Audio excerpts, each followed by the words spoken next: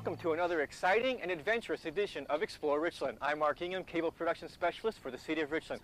Well, today we're at Leslie Groves Park walking the bike path under beautiful skies, talking about an annual event that brings hundreds of thousands of adventurers to our region from not only different cities and states, but other countries as well. Yes, you heard that right. And what event can do that, you ask? Well, one that is put on by our very own Parks and Recreation Coordinator, Jen Davis. Jen, thanks for joining us today. Thanks, Mark, for having me. You bet. Well, the Tri-Cities Geocoin Challenge has been an 8-year labor of love for you. But before we talk about your passion for geocaching and what geocaching is, let's dive right into the event. You know, what is the Tri-Cities Geocoin Challenge? Well, before we get to what the event is, we need to talk about what geocaching is. Okay. Geocaching is a high-tech treasure hunt game that people play using a GPS unit or smartphone.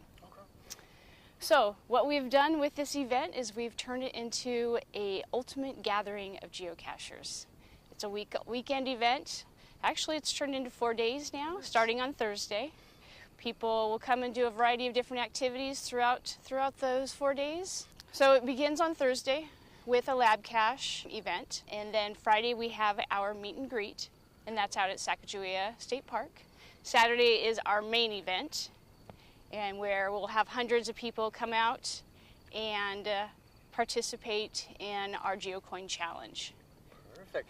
And you know, this is an 8-year event, so I'm sure it's changed a lot through the years. So how has the Geocoin Challenge evolved through the years? Well, in the beginning, it was Richland, and only Richland. Oh, wow. And we had less than 100 people at John Dam Plaza. 8 years later, we have all 4 cities involved. So Richland, West Richland, Pasco, and Kennewick, as well as Visit Tri-Cities helps us out. Well, one of the highlights of the Geocoin Challenge for the participants is the opportunity to earn the gorgeous Geocoin. Yes. So what's the significance of this year's Geocoin, and how can people get one? So our theme this year is Fire and Ice of the Mid-Columbia. So all of our coins, we have 4 coins this year, so they relate towards that theme. We have one is an iceberg, picture of an iceberg, one picture of salmon and sturgeon. The third one is of a mammoth, and the fourth one is of a few different fossils. And on the back side of those coin is the Visit Tri-Cities logo. Oh. So we have 450 sets. Okay. So the challenge will go on until all 450 sets are given away. And out of the event, actually throughout the event, it is 1 set per family. Okay.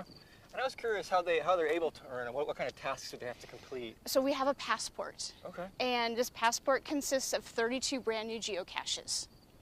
People will receive the passport Saturday morning out at the main event. Once they get that passport in hand, everybody spreads out throughout all 4 cities. Okay. And in each of the new geocaches, there is either a code word or a paper punch. Once they find 28 out of those 32, so I give them a break. Yeah. Once they find the 28 out of 32, they bring their completed passport back out to Sacagawea, where they will earn their set of geocoins. Wow, that sounds like a lot of fun. Yes. Well, Jen, this is a mega event. You know, we're talking 4 days. We're talking people from all over the world coming down for this event.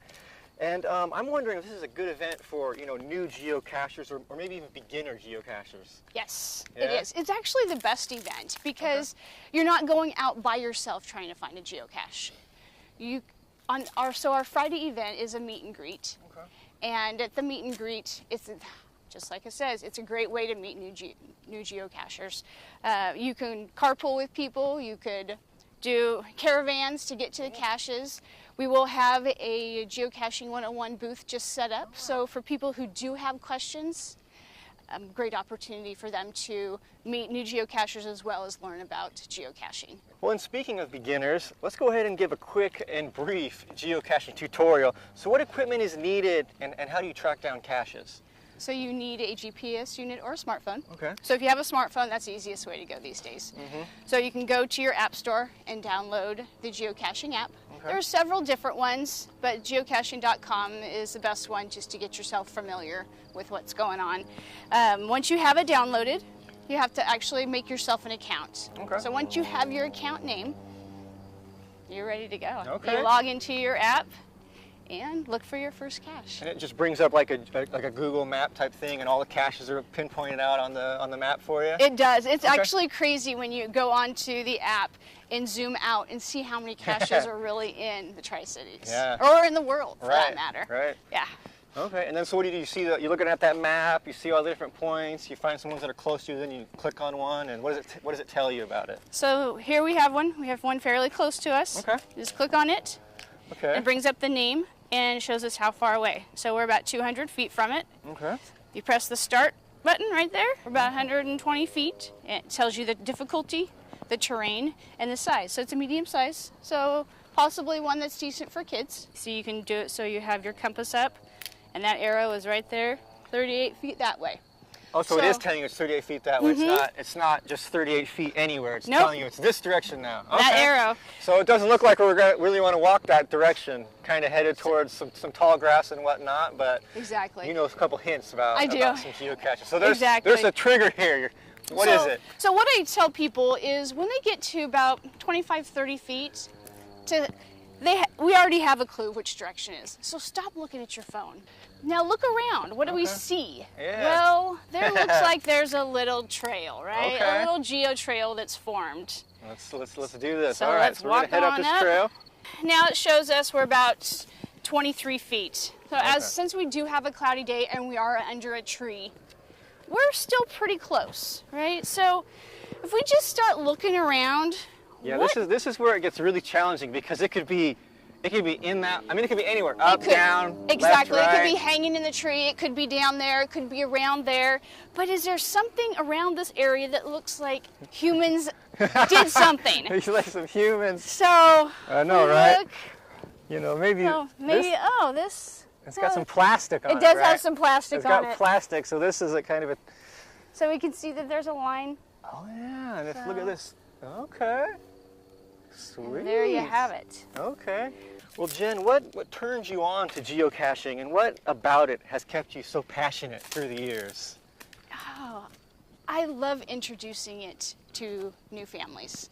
I really do. It's a great way to get out and enjoy nature, which I enjoy being outside and enjoying nature.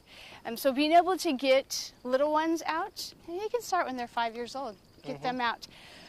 But the expression on their face, so out at the challenge, when people spend all day out there finding all the caches, and they come back and they have their passport completed, and they accomplished it, and then we give them that set of coins, and just the smile on their face, and how they just feel accomplished, they did it, they earned it, and to see that on their face is just, it's priceless. It really is. And my volunteers, I mean, this event would not happen without an amazing group of volunteers. Well, Jen, I had a great time learning about geocaching, the Geocoin challenge, and even finding a cache with you. So thanks for coming out and spending some time with us. Mark, thanks for having me. I enjoyed it. You bet. Well, if you would like more information on the Tri-Cities Geocoin Challenge, visit this link at the bottom of your screen. And I also want to remind you that if you're not following the City of Richland on social media, I strongly encourage you to log on and follow us on Facebook, YouTube, Instagram, and Twitter. We are very active on social media, and these are great places for you to get very important information about the City of Richland. I'd like to thank you for spending some time with us today. I'm Mark Ingham, and we'll see you next time on Explore Richland. Let's go find another cache. Sounds good.